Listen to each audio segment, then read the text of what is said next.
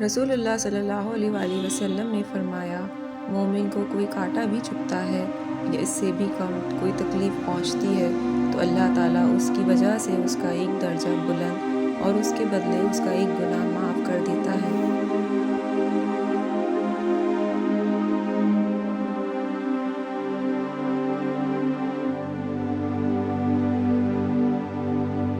رسول اللہ صلی اللہ علیہ وآلہ وسلم نے فرمایا، مومن کو جو بھی تھکان، غم اور بیماری حتیٰ کہ فکر لاحق ہوتی ہے تو اللہ تعالیٰ اس کے بدلے اس کے گناہ مٹا دیتا ہے۔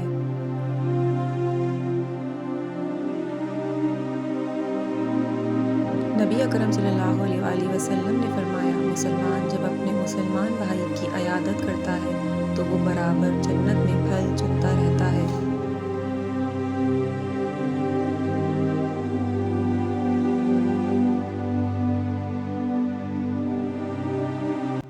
نبی اکرم صلی اللہ علیہ وآلہ وسلم نے فرمایا، تم میں سے کوئی ہرگز کسی مصیبت کی وجہ سے جو اس پر نازل ہوئی ہو موت کی تمنا نہ کرے، بلکہ وہ یوں کہے، اے اللہ مجھے زندہ رکھ جب تک کہ زندگی میرے لیے بہتر ہو، اور مجھے موت دے جب میرے لیے موت بہتر ہو۔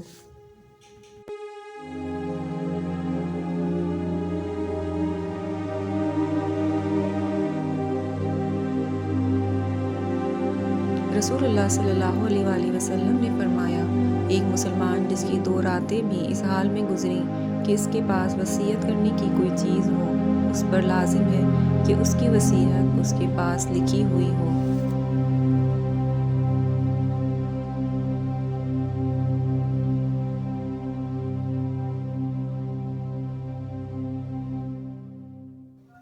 رسول اللہ صلی اللہ علیہ وآلہ وسلم نے ہم سے فرمایا، جب تم مریض کے پاس یا کسی مرے ہوئے آدمی کے پاس آؤ تو اچھی بات کہو، اس لیے کہ جو تم کہتے ہو اس پر ملائکہ آمین کہتے ہیں۔ جب ابو سلمہ کا انتقال ہوا تو میں نے نبی اکرم صلی اللہ علیہ وآلہ وسلم کے پاس آ کر عرض کیا، اللہ کے رسول، ابو سلمہ کا انتقال ہو گیا ہے۔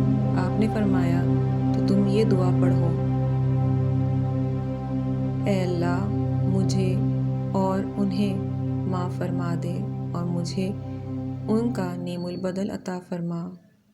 وہ کہتی ہیں کہ جب میں نے یہ دعا پڑھی تو اللہ نے مجھے ایسی ہستی عطا کر دی جو ان سے بہتر تھی، یعنی رسول اللہ صلی اللہ علیہ وآلہ وسلم کو عطا کیا۔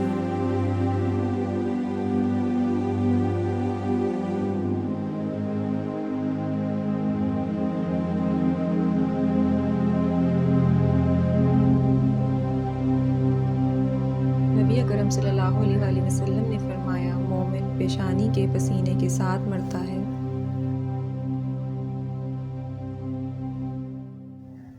نبی اکرم صلی اللہ علیہ وآلہ وسلم نے فرمایا، صبر وہی ہے جو پہلے صدمے کے وقت ہو۔ رسول اللہ صلی اللہ علیہ وآلہ وسلم نے فرمایا، سب سے بہترین خوشبو مشک ہے۔ نبی اکرم صلی اللہ علیہ وآلہ وسلم نے فرمایا، جو گریباں پھاڑے، چہرہ پیٹے اور جاہلیت کی ہانک پکارے ہم میں سے نہیں۔ رسول اللہ صلی اللہ علیہ وآلہ وسلم نے فرمایا، میت کو اس کے گھر والوں کے اس پر رونے کی وجہ سے عذاب دیا جاتا ہے۔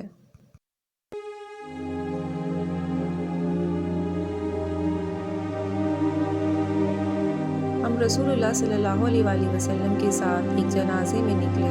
آپ نے کچھ لوگوں کو سوار دیکھا تو فرمایا، کیا تمہیں شرم نہیں آتی؟ اللہ کے فرشتے پیدل چل رہے ہیں اور تم جانوروں کی پیٹھوں پر بیٹھے ہو۔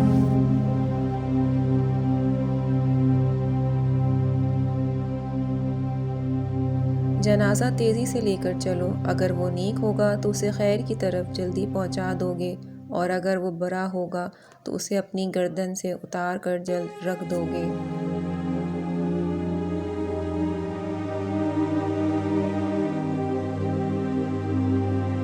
جب رسول اللہ صلی اللہ علیہ وآلہ وسلم کی وفات ہوئی تو آپ کی تدفین کے سلسلے میں لوگوں میں اختلاف ہوا۔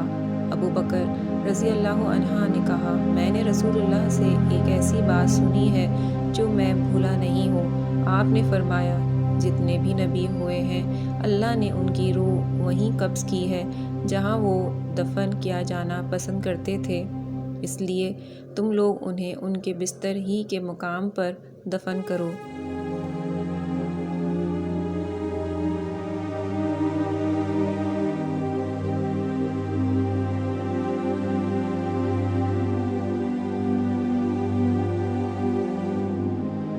مالک بن حبیرہ رضی اللہ عنہ جب نماز جنازہ پڑھتے اور لوگ کم ہوتے تو ان کی 3 صفیں بنا دیتے، پھر کہتے کہ رسول اللہ صلی اللہ علیہ وآلہ وسلم نے فرمایا ہے، جس کی نماز جنازہ 3 صفوں نے پڑھی ہو اس نے جنت واجب کر لی۔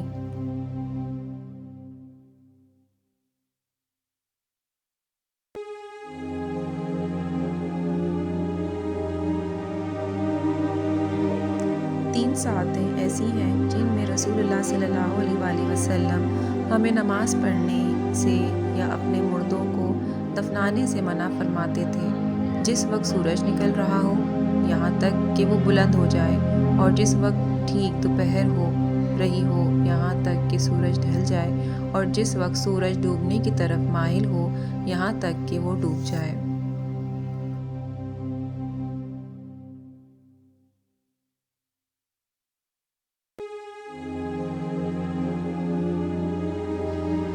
نبی اکرم صلی اللہ علیہ وآلہ وسلم نے فرمایا، سواری والے جنازے کے پیچھے رہیں، پیدل چلنے والے جہاں چاہیں رہیں، اور بچوں کی بھی نماز جنازہ پڑھی جائے گی۔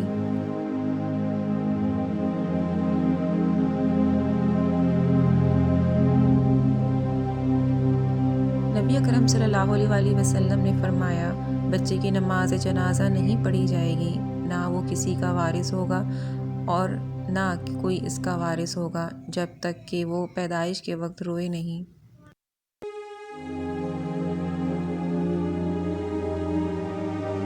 نبی اکرم صلی اللہ علیہ وآلہ وسلم نے ایک عورت کی نماز جنازہ پڑھائی تو آپ اس کے بیچ میں یعنی اس کی کمر کے پاس کھڑے ہوئے۔ رسول اللہ صلی اللہ علیہ وآلہ وسلم نے فرمایا، جب تم جنازہ دیکھو تو کھڑے ہو جایا کرو یہاں تک کہ وہ تمہیں چھوڑ کر آگے نکل جائے یا رکھ دیا جائے۔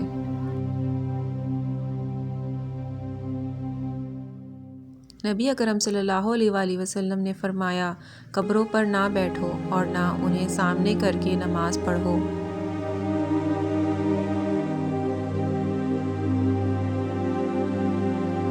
نبی اکرم صلی اللہ علیہ وآلہ وسلم نے اس بات سے منع فرمایا ہے کہ قبریں پختہ کی جائیں، ان پر لکھا جائے اور ان پر عمارت بنائی جائے اور انہیں روندا جائے۔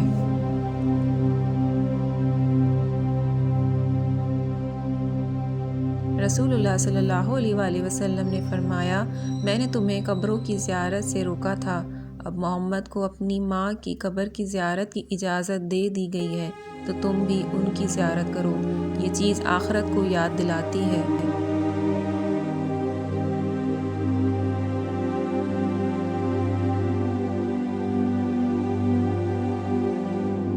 رسول اللہ صلی اللہ علیہ وآلہ وسلم کے پاس سے ایک جنازہ گزرا، لوگوں نے اس کی تعریف کی تو رسول اللہ صلی اللہ علیہ وآلہ وسلم نے فرمایا، جنت واجب ہو گئی، پھر فرمایا، تم لوگ زمین والے پر اللہ کے گواہ ہو۔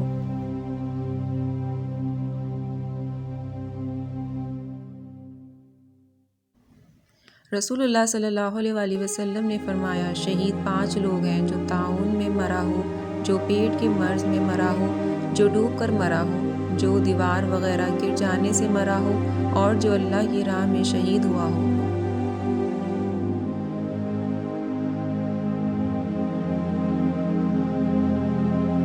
نبی اکرم صلی اللہ علیہ وآلہ وسلم نے طاعون کا ذکر کیا تو فرمایا، یہ اس عذاب کا بچا ہوا حصہ ہے جو بنی اسرائیل کے ایک گروہ پر بھیجا گیا تھا۔ جب کسی زمین، ملک یا شہر میں طاعون ہو جہاں پر تم رہ رہے ہو تو وہاں سے نہ نکلو، اور جب وہ کسی ایسی سرزمین میں پھیلا ہو جہاں تم نہ رہتے ہو تو وہاں نہ جاؤ۔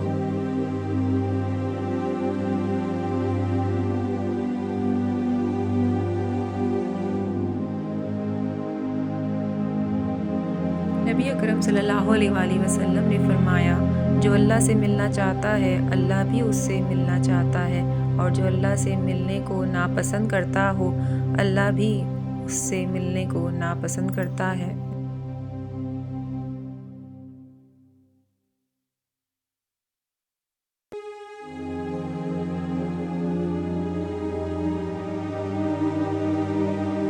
रसूलुल्लाह सल्लल्लाहु अलैहि वसल्लम ने फरमाया, जब मैयत को या तुम में से किसी को दफना दिया जाता है तो उसके पास काले रंग की नीली आँख वाले 2 फरिश्ते आते हैं।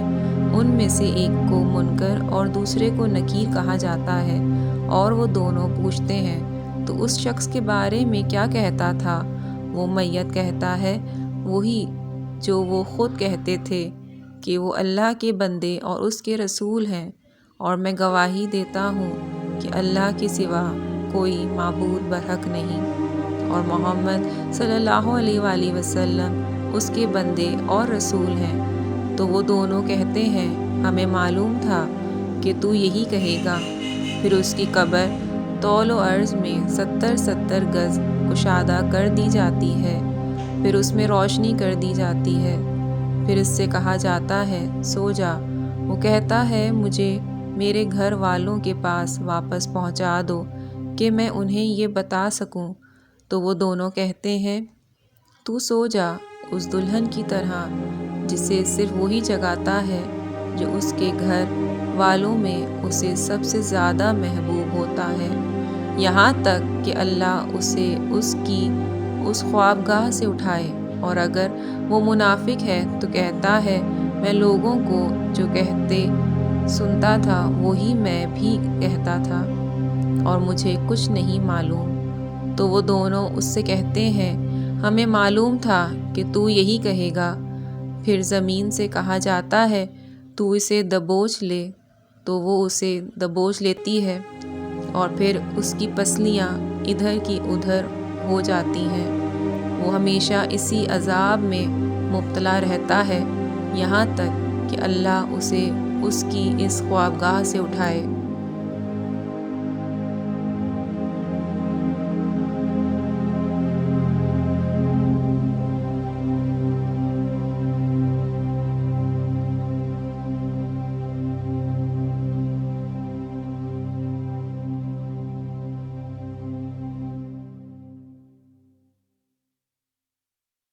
रसूलुल्लाह सल्लल्लाहु अलैहि वसल्लम ने फरमाया, जब कोई आदमी मरता है तो उस पर सुबह व शाम उसका ठिकाना पेश किया जाता है।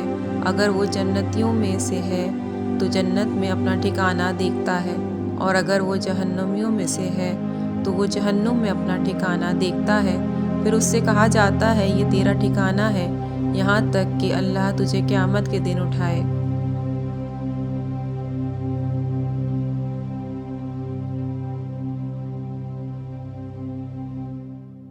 रसूलुल्लाह सल्लल्लाहु अलैहि वसल्लम ने फरमाया, जो मुसलमान जुम्मे के दिन या जुम्मे की रात को मरता है अल्लाह उसे कब्र के फितने से महफूज रखता है।